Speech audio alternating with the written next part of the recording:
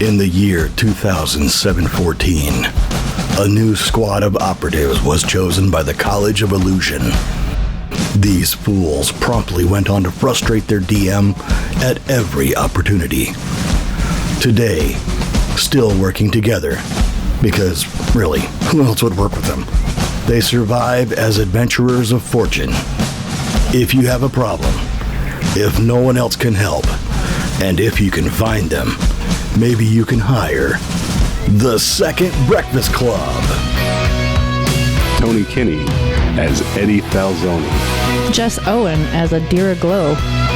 Michael Cole as Uorag. Jesse Wicks as Bill Quiverlance. Nico Rodriguez as your DM. Welcome back to the continuing tales of A Fool's Quest. We are on the beach with Corey the Condor, and you guys broke this magical trap thing for the Sphinx in the city of Garrisk, and... Hail the conquering heroes. Yeah. All right. A jellyfish squeaks by, and he's like, fuck you. Go eat a whale, you loser. Don't make me leave you on the dock this time. Listen, Corey the Condor. When this showed up, was there anyone, any strangers in town making a nuisance of themselves or anything? Not making a nuisance, but now that you mention it, yes, there were strangers in town. Really? Yeah. Can you tell me about them? There were 4 of them, I believe. What did they eat? They ate just some normal grain stocks. Oh, it didn't really matter, actually. Where did they stay? They stayed at the church. We don't really have an inn here, but our church has extra rooms. The Temple of the 12. They would have interacted with the priest there? Yeah, I mean, they interacted with me a little bit, but mostly they kept to themselves. They were only here for a couple days, and then they went on their way. What did they look like? There were 2 men and 2 women. The one man, he was kind of thinner and wore leather armor. Not armor, more like a vest to keep himself protected. They had big packs on, though, that they traveled with. He was a kind enough looking fellow. He spent most of his time with a woman who was well armed. She carried a shield on her back, and she had a double-bladed sword. I remember that. You don't see many double-bladed swords around this area. No, those are pretty rare. And then the other one looked kind of the thief type. They were definitely... they had a lot of daggers in hidden spots, if you know what I mean. And the final one was just this big hulking dude. He was huge. So yeah, the thief one was a lady, and then the big hulking guy. Those 2 went around together quite a bit. Yeah, they said they were waiting for someone. I guess a 5th person. I never saw them, and then they left. And then right after they left is when the Sphinx thing there showed up? I mean, I think so, yeah. Maybe that same day, maybe the day after. Do you think they're connected? I don't know, could be. Could be. Well, we got a whole new Adira to get to. Did Dean say if they were going to be sending reinforcements? It was a one-way scroll. We told him about the demons in the area and asked him to, get some help for that. So hopefully. Okay. Good to know. Thank you for doing that. Yeah, you bet. And I'm hoping that your fishing problem is straightened out here too. At least you can get to the docks. Yes, So if it turns out it's not straightened out, maybe you should get everyone on boats that you can and head to New Adira or something. Okay, that's good advice. Thank you. Yeah. Do you need anything for your trip? We don't have much in the way of food rations because obviously we're a little cramped here, and I think we're going to need what we have. But Yeah, we've got some travel rations. We'll be okay. Okay. Anything else, or? No, nothing I can think of. Maybe just we might stay in the temple tonight there and rest up because I'm a little wore out from that whole escapade. I understand. Yeah, absolutely. There are plenty of beds and space there. All right. I'm going to head over there now. All right. So you guys head over to the Temple of the 12. You head on in. There's a priest there. She shows you around and shows you to one of the rooms that's got, 3 sets of bunk beds in there. But she says the room can be all yours if you guys want to spend the night in that room. And she offers a warm meal. And she's like, I know it's early and it's morning, so you guys will probably sleep into the day. But we can bring you lunch when that's ready. Probably a stew. Yeah, sounds good. While she's preparing the meal, I'm going to cast Detect Magic. Okay. That's an 8. There is a hint of a divine magic in here, but it's not coming from her. But there is a well in the temple that appears to have some type of holy-ish water. Well, that's probably normal in a temple. I was hoping there'd be some holdover from the group that stayed here, but I don't think we'll be so lucky. Give me a spout lore, though, about that. No. Okay. I rolled a 3. All right. Yeah, so you guys, she brings you breakfast, what they're having for breakfast, some just eggs and stuff that they have there, and drops that off to you, and some eggs and bread. And then she lets you guys get to sleep, and she tells you she'll wake you up when lunch is ready and stew's there, and then you guys can be on your way. All right, sounds good. Hey, guys. Real eggs. Would it be faster for us if we took a ship to New Habira? I don't know. We might be able to talk Corey into sending a boat for us. Well, New Habira is the next town over. We just gotta cross a bridge at the river. This is mostly a shipping community. Are we even low right now? So you could probably get one of the boats that are out there that will house your... The wagon. The wagon, yeah. If you're going to take the wagon. If you just take the chest off the wagon, then you don't have to worry about it, but then you're kind of getting rid of your disguise there. Yeah. Yeah. Yeah, let's stick with the land route. So these 4... wonder if they have anything to do with the reports of the warlock that we've been hearing about. That's what I'm wondering, too. They said they fished up that idol, right? But just it coinciding with those 4 being in town is a little funny.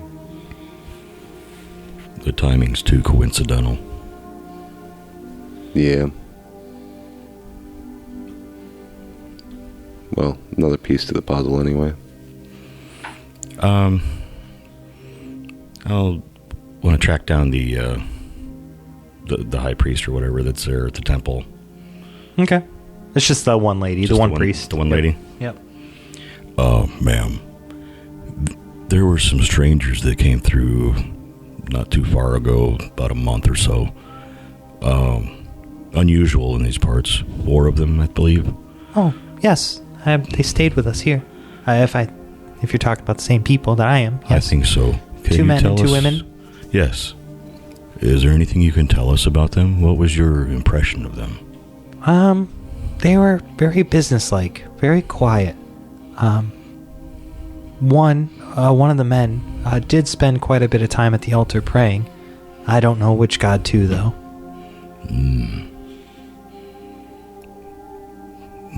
That could have been helpful. Did we find out which way they left out? You could probably talk to the pews. Which room did they stay in? Maybe they eavesdropped. The one right next to yours. I can show you if you'd like. There's no one in there. Yes, please. All right. So she opens up the door and shows you on in. She's like, here it is. Okay. It's like there's bunks like ours. Yep. Rooms? 6 bunks. Or 3 bunks with 6 beds total. Okay. So I'll just sort of wander around the room, see if I hear any ambient spirits in the background.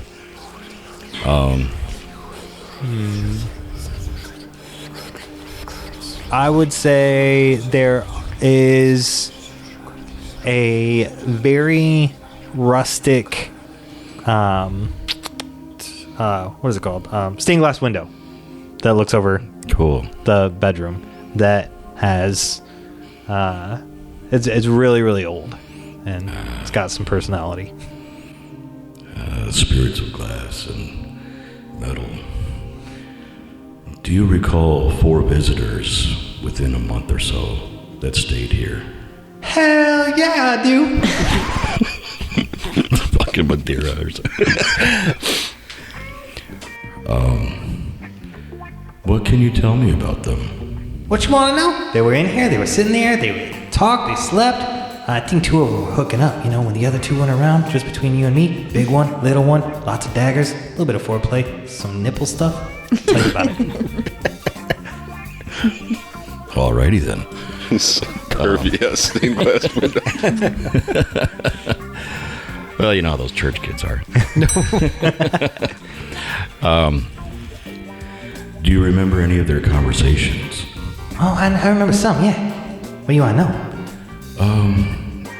Just some of the things they talked about. I'm very curious as to what they were doing, where they were heading. Oh, one of them said they were heading in towards the city there. They were going to head up to Pepperville. I've never been myself. Have you ever been to Pepperville? No, we went by it though. Oh, that's wonderful. Well, if you go there, tell them I said hi. And anyway, so they went up to Pepperville, and they were going to go through there, and they had to meet someone here first, though, before they went up there. So they were going to meet someone here, and then they left. And the one fella, not the big guy, but the like other smaller fella, smaller than you, he said that the item was in place on the beach, and that things were set to go for when they needed to get out of here, and that the idiots would take care of the rest. Interesting. I thought there might be a connection. Thank you very much. You've been very helpful. Oh, can you do me a favor? I can surely try. See that far bunk bed over there? Yes. I don't have a very good view of it. Can you move it over a little bit? Oh, absolutely. Just in case somebody stays here. See, yeah. Creepy stained glass window. Move it over and shoot him a little wink. Oh, you're a lifesaver. May the light of my light glass shine upon you for a little bit longer. May your colored glass never fade. Thank you.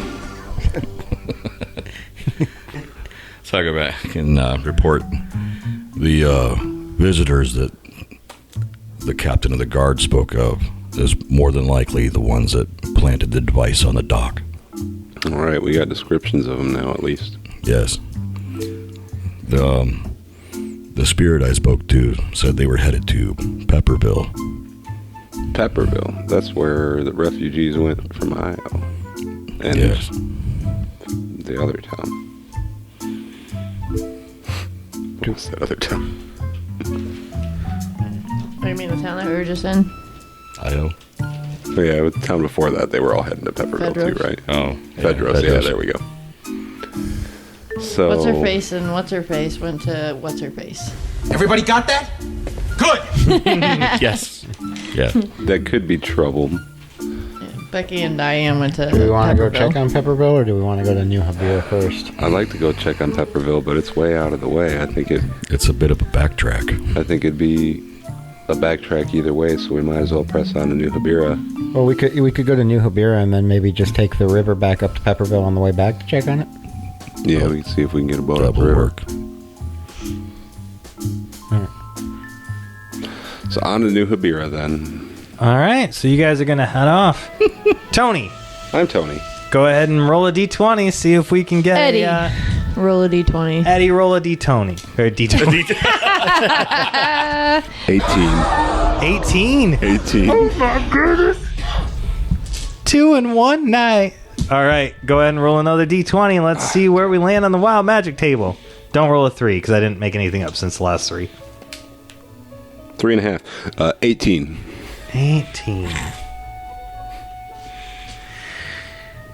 This time our weapons are floppy for a day and a half. Oh no.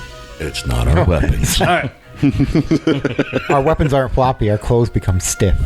Our fingers lose their bones permanently. Now we Just just have solid tentacles. You wake up first. The rest of you all go to bed. You all sleep. through the, in the morning and stuff like that. You got food in your belly, you rest, you're exhausted. Eddie, you wake up first, and you hear the scratching of something on the wall. Very loud, very annoying, and you feel drawn to it. So you get out of your bed, put your feet down. I don't know if you're on the top bunk or bottom bunk or where. Probably in the bottom bunk. Bottom bunk. All right, so you put your feet out of bed, and you look to the wall where you're hearing the scratching sound. And a magic window appears to open. Just slides right up. Four frame, like got the cross in it. Slides right up. And a tabaxi pokes his head through the window. What? And he says, "Oh, man, this has been a super long 2,700 years." Anyway. Can I help you? Yeah, no, actually, I can help you. Hi, I'm Hobbs, and I am here to answer 3 questions, or give you 3 items you might request if I have them. I've been storing up some stuff. I've got a little holding spot where I've been collecting things. Most of it's non-breakable, just because, I have a tendency to break stuff. Anyway, we've kind of stopped time, and I have to do this real quick. So, if you don't mind getting to it. Is this a dream? No, it's not a dream. Did that count as one of my questions? Yes, it did. That's a second one. Damn it! Where can we find the warlock that's been terrorizing the area? The warlock that's been terrorizing the area. It's you. He holds up a mirror. If you were to look for him right now, you would find him near Lisa's hold. But by the time you get to him, I think you'll probably be in the Forsaken City. Bye. And the window closes. Huh.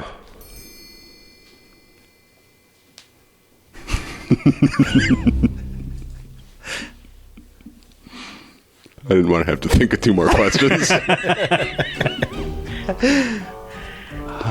right, well, Hobbs is, I thought you might have asked for something. I didn't know. I thought about it, but what if you didn't have it? It was a good bit. It was worth it for the bit. It was worth it for the bit. All right, well, that was something. Welcome back, Hobbs. Bye, Hobbs. See ya, Hobbs. So Hobbs is trapped in a magical room with a bunch of stuff that he's collected over the years. Over the 2,700 years. And wild magic events keep opening a portal to his bedroom. Wait, did he just steal something while he was here? Is that how he collects it? That's actually where the items were going from the Sphinx. He put it there. It's all connected. Hobbs Also has where the Sorcerer's Sphinx Stone. He has the 9-live scimitar. He's got Polly's pulsing pirate peg leg. He's got everything. And time starts back up, and the rest of your party seems to be waking up and getting coming to consciousness. Why does it smell like cat? Well, there was another wild magic event while you guys were asleep. It seemed to have stopped time for you 3, but there was this... 4. You 4. Sorry, Valley. I wasn't sure if it affected you or not, because you're a magic user too, so I wasn't sure. Huh? No. But it stopped for you too? It looks like there's a piece of paper on the floor. Is that parchment yours? It's right under where the window was. That might be part of the wild magic event. Do you want me to get it? Yeah, you go pick it up. She goes and she picks it up and she says, It's just a drawing of a dwarf, and it says dwarf, but it's not very good. And she turns it to you, and it's like a horrible picture of it's like a stick figure person with a big fat belly and like a big beard. And it says dwarf. It just says dwarf. All right. Make yourself flashcards so you can remember what people are. He was fascinated with Ingvald. Yes. He was fascinated with the dwarves. Yeah. Do you want this? She hands you the drawing. Yeah, it might Forever. be important. It might be important. I'm going to tuck it away. Anyway, this entity seemed to have a lot of knowledge, so I asked him where we might find the warlock that has been terrorizing the area. He said we'd catch up with that warlock when we get back to the Forsaken City. In the city? In the city, apparently. You're telling me another dimensional entity showed up and offered you 3 boons, and you're not a warlock? I didn't say anything about 3. That's true. Are you a warlock? Maybe. I don't know anymore. I only got the 1 boon from him. He told the story. He only gave me 1 question. He said I could ask him a single question. And then he closed his weird window and disappeared. All right. The priestess shows back up with some soup and bread for everyone. She's like, here you go. I'll leave you to eat. Okay. Eat I shall. Right. Yeah. So you guys eat up and then hit the road? And then hit the road. All right. Make our way to New Habira. And while the fools hit the dusty trails to New Habira, we are going to take a short break.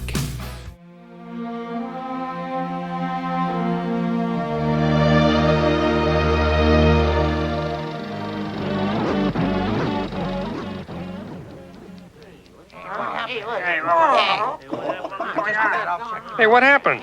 It's burned there, more, they burned, they flip, flip, flip, flip, flip, flip, flip, flip, flip.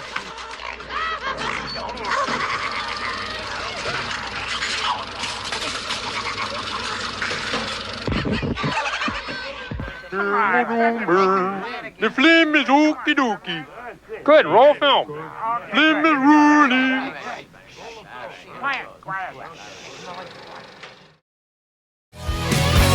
And now let's get back to the fun.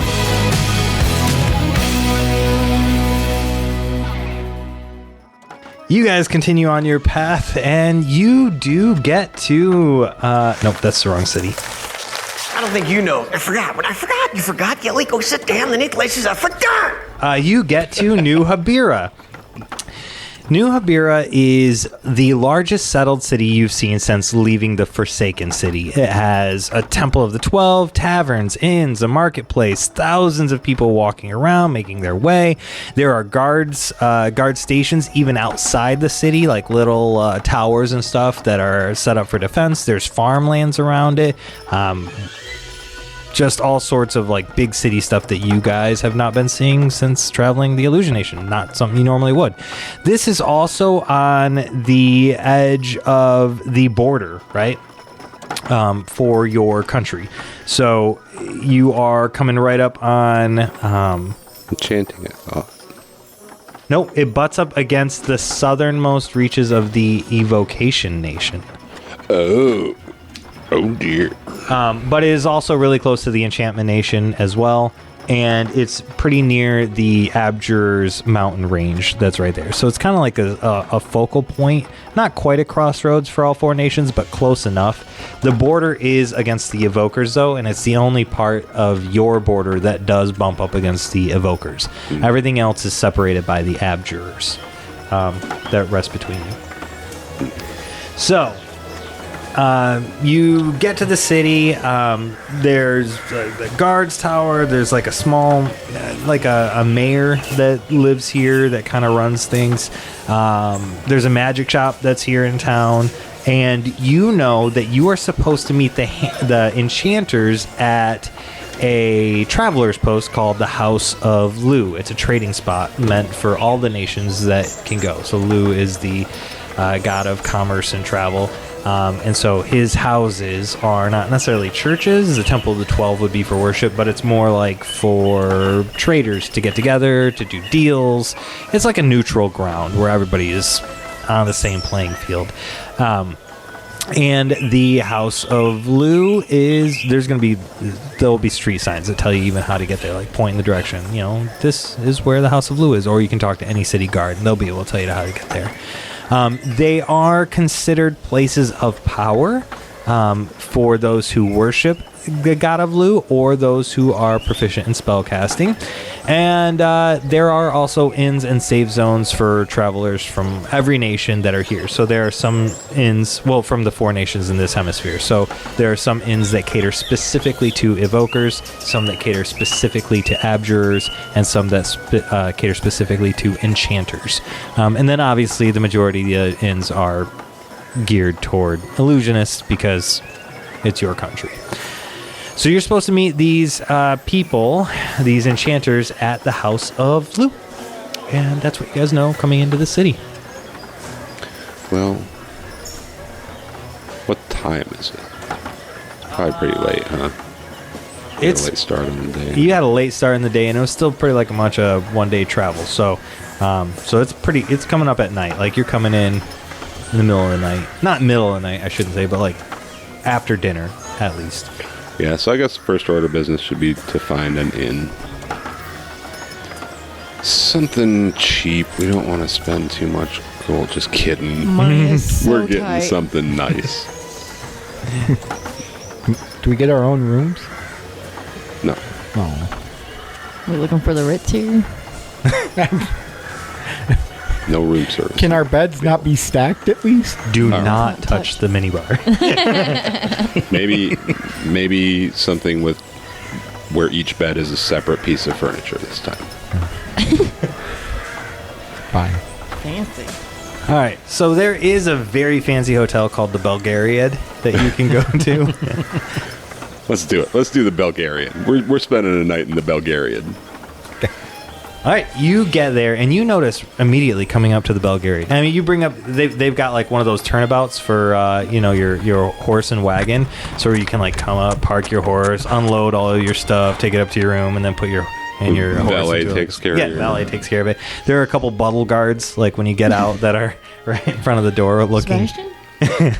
Looking after things and making sure they give you a quick ticket that says, here's your ticket for your horse, Monsignor. And they help escort you in. They have showers and baths in here for you guys to get all cleaned up. Hot meals round the clock.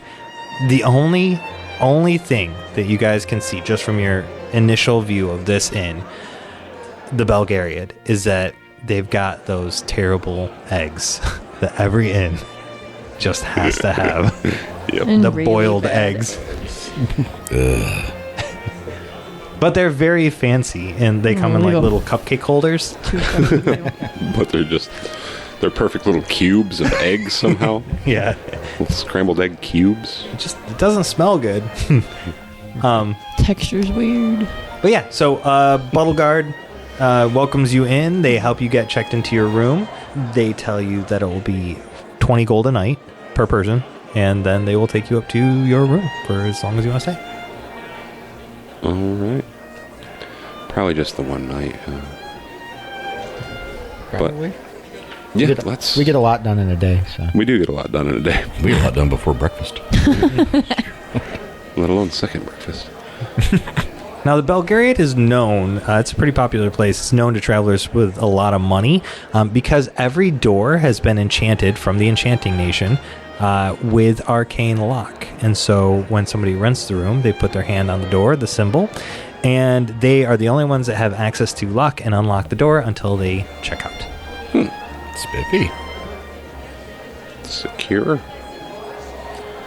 Should we bring the chest up? We're in this big city now. We probably ought to bring the chest up. Do they have like safety deposit boxes or a Is secure there a safe area? in our room? They can, they'll they have like a room that you can have like a safety deposit box, or they've got like a vault if you wanted to put stuff in it.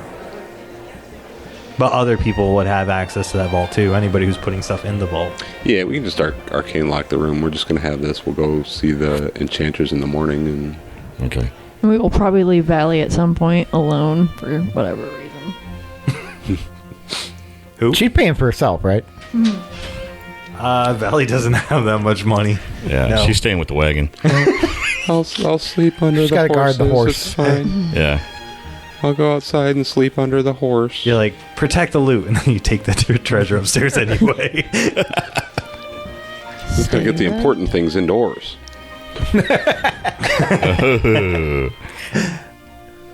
Poor Valley. All right. So you guys have all that. What do you just crash for the night? Is there anything you want to do?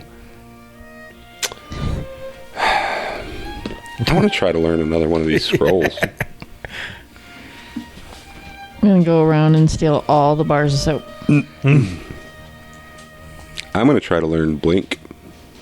Is Nana still in business? Is this before or after? I'm going to turn into something really hairy and take a bubble bath. Ew. That's Can I have the tub before him? It's a 9 on the learn and Blink. All right. So you learn it, but again, your spell burns up and it dissolves into nothingness, and you can't use it until you rest for the next day. It's a good thing you haven't been to bed. Indeed. I'm going to take this time to clean all my clothes so I look properly fashionable. I look like I've been sleeping in the woods. Do we have like forwarded mail or anything? Is there a Chagall waiting for us? I haven't heard from my parents in a minute. All right, hold on 1 second. Don't show. Need to this check my again. mail. Copy. All right. No, there's no forwarded mail. So you guys get all cleaned up. You take. There's like hot steam rooms, showers, stuff like that. Eat some food. Feel good. Mm-hmm. All right. A chill poolside. Yeah. Hit the hot tub. You wake up the next morning after a fantastic night. You all feel so much more rested. You feel wonderful. And I ordered a masseuse for the morning. masseuse comes. And you guys, you have the ability to go to the House of Lou and see if those enchanters are there. You've got a magic shop, which I just put in the Discord for you guys. You've got healers you could go see to get rid of your poison. Pay them. Probably not a bad idea. Little mini vacay, guys. Looking good, Billy Ray! Feeling good, Lewis? All right, so Blink's not in Dungeon World, so how about lasts a minute, 50% chance to become untargetable at the end of my turn, till my next turn. I like that. Also, I didn't have a scroll of greater healing. I had a potion of greater healing. I had a scroll of cure wounds. I don't think greater healing is a spell. That's why I was like, what's this? Yeah. But I wrote my potion with my So scroll. cure wounds is the D10. Yeah. Okay. All right. So it would be a D10. Yeah. So not a... Okay. That makes more sense. Yeah. I was kind of weird. I was kind of curious about it because in D&D 5e, you just level up the amount that you heal, right? Yeah. That's like, why I was like, what? I figured it... Oh. It's also... You know what? I think Dungeon World... Let me look up the cleric spells. There's cure critical wounds, which is you heal for 3d8 damage. That's a 5th level cleric spell. All right. Cure moderate wounds is 2d8. Cure light wounds is 1d8. Yeah, so that's just a d8. So you had cure... I just had cure wounds written down. So probably cure light wounds then for a d8. Yeah. And you're starting to get to the point where you're gonna have to. Do you prepare spells as a wizard? Yeah. Okay. Yep. So you'll have to. You're starting to get an extensive list, so now you're gonna have to start preparing more than just. I can prepare my level plus 1 levels of spells. So right now, like 5 levels of spells, which means 1/3 and 2/1. Okay. I'd probably say... I was counting greater healing as a 3rd, because I figured that would be, Yeah, light wounds is a 1st, but I would say blink is probably a 3rd. Yeah. Some good scrolls here. A lot of scrolls. Do you want to go to the shop? Yeah, but after the... Okay, we'll go do the other thing first. We'll go to the thing first. Okay, cool. So you guys want to go to the House of Lou? Yeah. House of Lou. Yes. All right, so you get up and you go to the House of Lou. The House of Lou is like one of those dancing tiger lily Chinese stores in the mall. There's just floor to ceiling packed with like junk, knickknacks, curios. Yeah, like random stuff, like bracelets and throwing. There are stars weapons in there, but you know they're not real weapons. You couldn't do anything with them. They're like just all sorts of random things just everywhere. Blankets, and they're like homemade things that are in there. And then there's the occasional like really cool thing that is... Is there a rain stick? I want to buy a rain stick. There is a rain stick in there that you could get. You know? Nice. I want to buy a rain stick. There's a lava lamp too, with magic light. Real lava. In there. Real lava. It's just a trapped tiny elemental.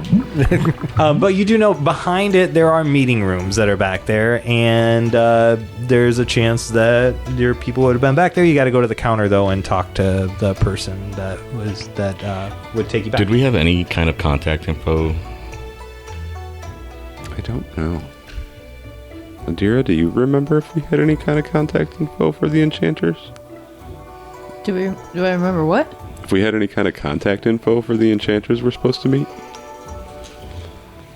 I might have wrote it down.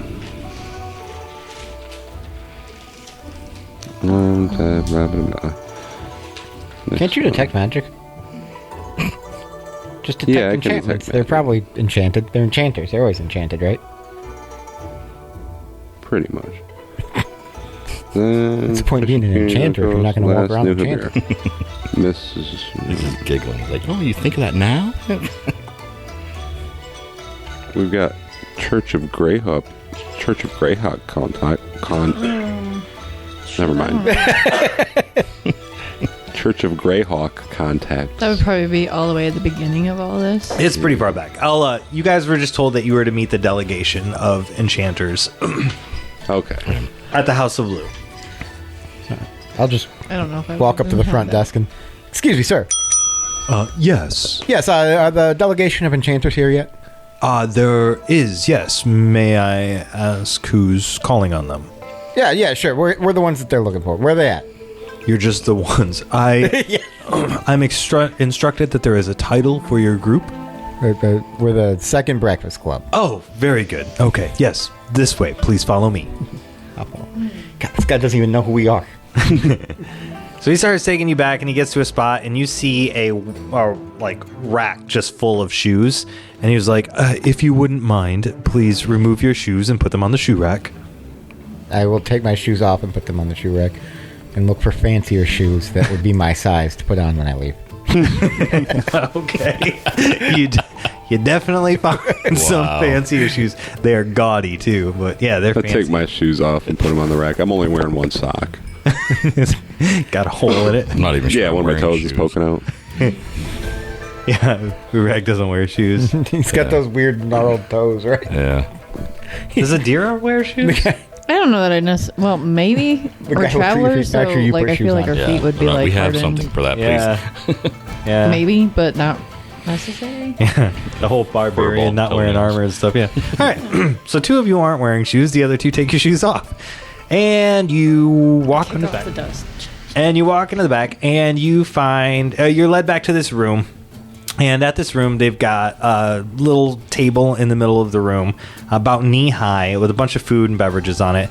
And then there are beanbags just sprawled out all over the room, to each wall, all around. And you find a handful of people sitting around, drinking some cocktails, eating some fruits and crackers and stuff, and laying on these beanbags. And they see you come in, and they are like, oh, shit. And so they stand up, and they, brush themselves off, and they're like...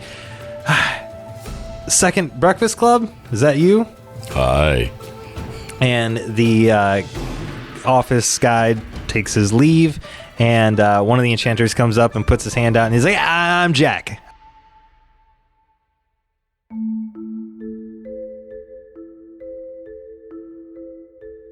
On a more serious note, the House of Lou is a safe haven for all travelers, a sanctuary, if you will.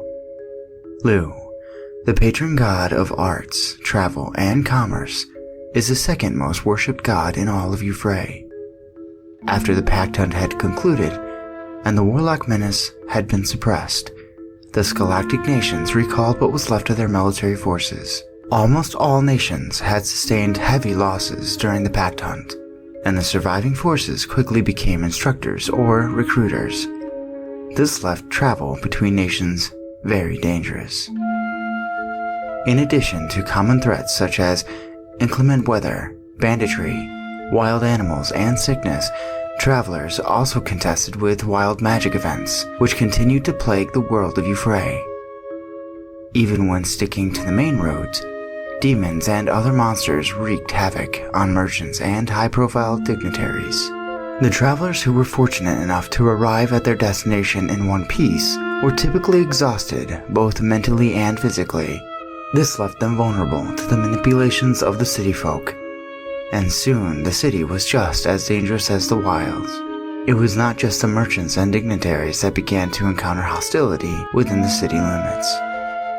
Foreign magicians began to see an uptick in violent crimes and theft.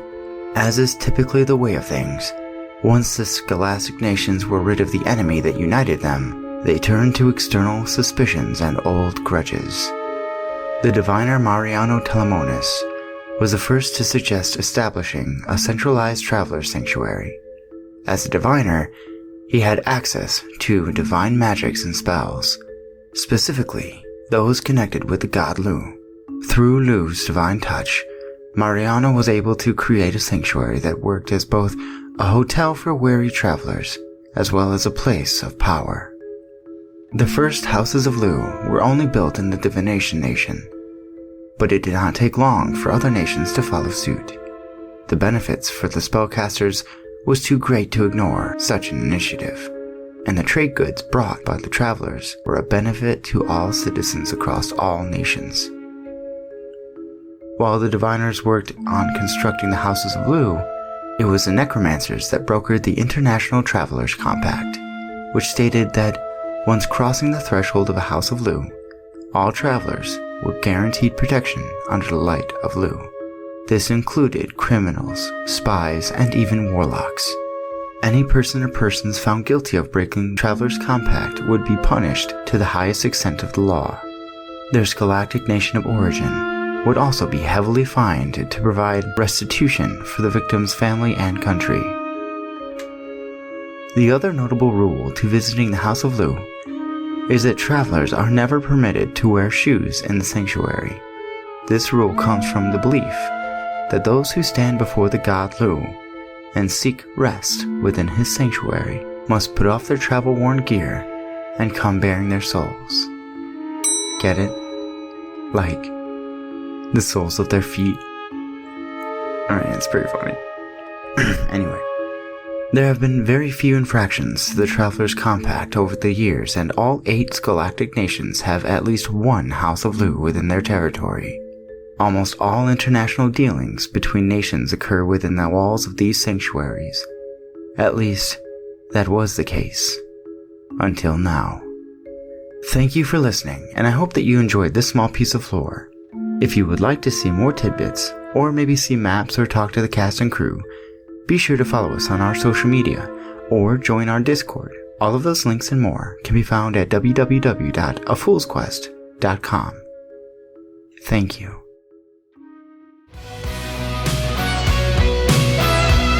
This concludes this episode of A Fool's Quest. Join us next time for more fun and daring adventure. Thank you for listening, and don't forget to like, subscribe, review, and comment on your favorite platform to listen to A Fool's Quest.